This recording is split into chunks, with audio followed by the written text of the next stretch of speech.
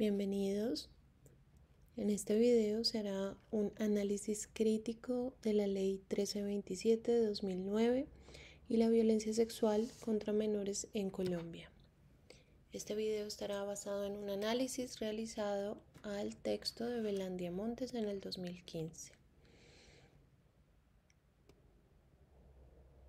Además, abordaré la discusión sobre si la interacción sexual con menores debe ser considerada una enfermedad mental.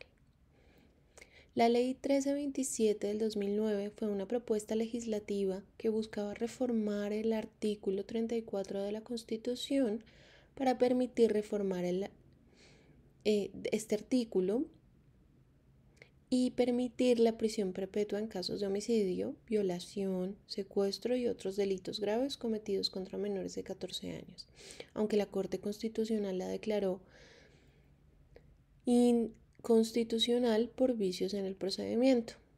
El debate sobre su contenido sigue vigente. Según Belandia, esta ley refleja una tendencia conocida como punitividad electoral, donde se promueven medidas penales severas aprovechando el dolor social causado por crímenes atroces. Es decir, se recurre al castigo como mecanismo simbólico para obtener el respaldo político sin que esto implique una solución real a los problemas estructurales. Esta propuesta merece una crítica al uso simbólico del derecho penal. Belandia afirma que el derecho penal se usa de manera simbólica cuando se pretende dar una impresión de acción efectiva con medidas como la cadena perpetua, sin atacar las causas reales de esta violencia sexual en este caso.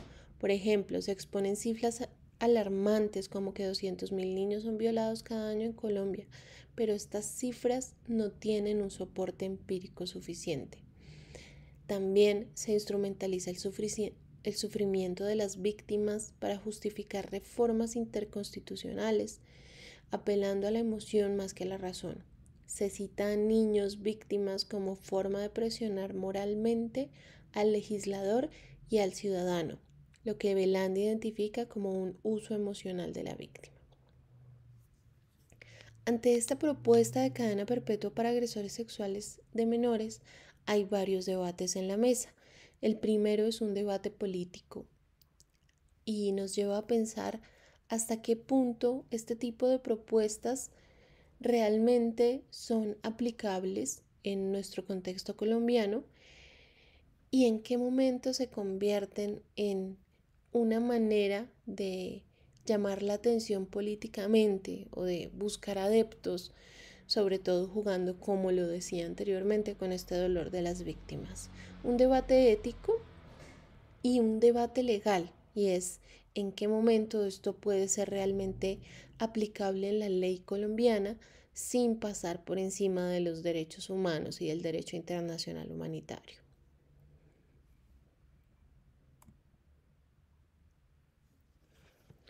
Por eso se percibe esta ley 1327 como una herramienta más emocional que racional.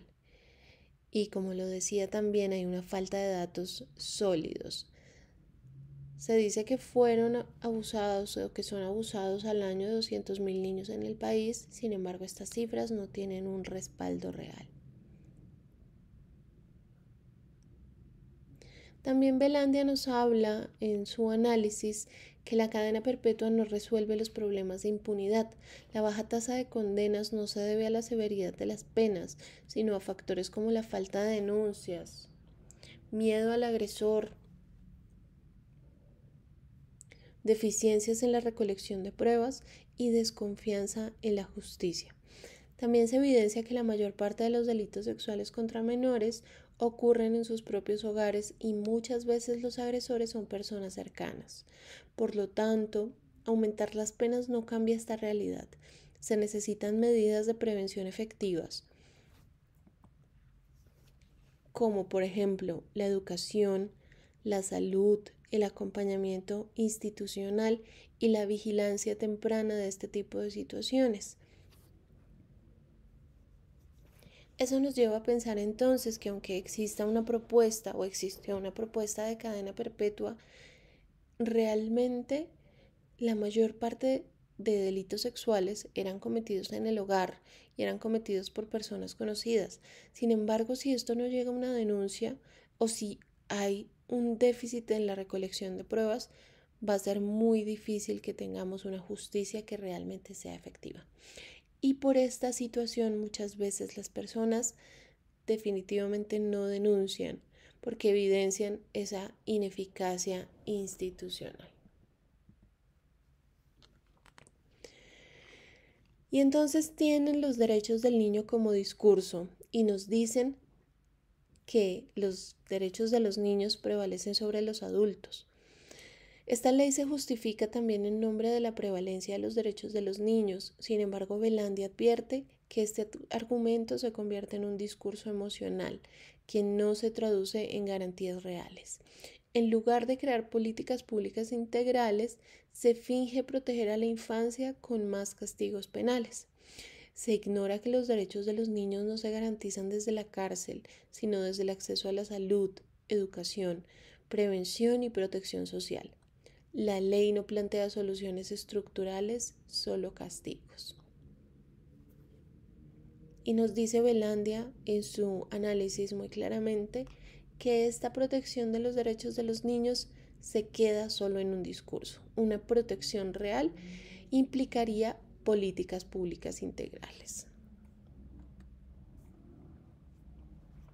Y entonces llegamos al punto de análisis sobre si es o no una enfermedad mental la interacción sexual con menores. Respecto a esto, si la interacción sexual con menores o no es considerada como una enfermedad mental, efectivamente puede serlo en algunos casos. Como efectivamente lo es el trastorno de pedofilia, que está descrito en el DSM-5 y que se considera un trastorno de tipo sexual dentro de las parafilias, y es la prevención, la predilección a tener relaciones sexuales con menores. Es importante también hablar de otro tipo de enfermedades mentales que pueden estar relacionadas con la comisión de delitos sexuales, como por ejemplo los trastornos del control de los impulsos, las motivaciones diversas en un agresor, motivación para este tipo de delitos como puede ser el poder, la impulsividad o ciertas ideologías, y otro tipo de trastornos sexuales. La mayoría de estos agresores actúan por impulso, dominación o por esas mismas convicciones ideológicas, pero en muchos casos no cumplen criterios clínicos. Reducir estos actos a una condición patológica puede tener implicaciones legales y éticas problemáticas, como eximir de responsabilidad o impedir intervenciones efectivas en este tipo de delincuentes. Por eso debe analizarse caso por caso desde lo forense y lo judicial. A forma de conclusión, me parece esta propuesta una respuesta política y no estructural. El texto de Belancia revela que la Ley 1327 no responde a una necesidad real de protección infantil, sino a una estrategia de aprovechamiento político del dolor. La cadena perpetua no mejora la situación de los niños ni reduce los delitos sexuales. Solo una política integral con una fuerte apuesta a nivel preventivo podría llegar a hacerlo. Y respecto al debate sobre la enfermedad mental, debemos evitar generalizaciones.